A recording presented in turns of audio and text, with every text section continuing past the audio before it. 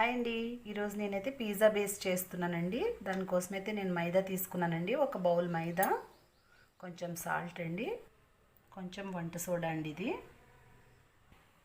పెరుగండి, పెరుగు వేస్తున్నాను. ముందైతే ఇలా కలుపుకొని మొత్తం పిండి అంతా తర్వాత వాటర్తో కలిపి పెట్టుకోవాలండి.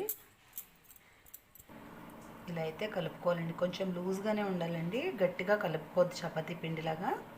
కొంచెం ఆయిల్ అప్లై చేసి 2 hours రెస్ట్ ఇద్దామండి. పిజ్జా బేస్ అయితే ఇలా నానబెట్టి పెట్టాము కదండి. ఇప్పుడైతే బాగా నాని ఉందండి. ఇప్పుడు చూడండి ఎలా చేయాలో చూద్దాము. ఇలా ఒక కవర్ మీద అయితే వేసుకుని మనకి ఎంత లావు కావాలో అంత లావు మందం చూసుకుని వత్తుకోవాలండి. చూడండి నేనైతే ఇలా చేసుకున్నాను. ఇలా ఫోర్క్తో అక్కడక్కడ మనం ఇలా గుచ్చుకోవాలండి, పైకి పొంగినట్టు రాకుండా. కొంచెం చిన్నగానే చేశానండి నేను పిజ్జా బేస్ అయితే, ఇంట్లోనే కదండి, కొంచెం పెద్దగా చేయలేదు.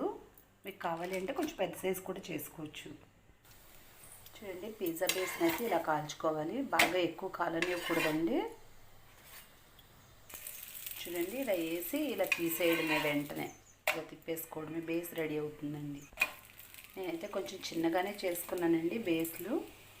మీరు కావాలంటే కొంచెం పెద్ద సైజు కూడా చేసుకోవచ్చు. ఎంత బాగా రెడీ అయిపోయింది. ఈ మైదా బదులు మీరు గోధుమ పిండి కూడా యూజ్ చేసుకోవచ్చు.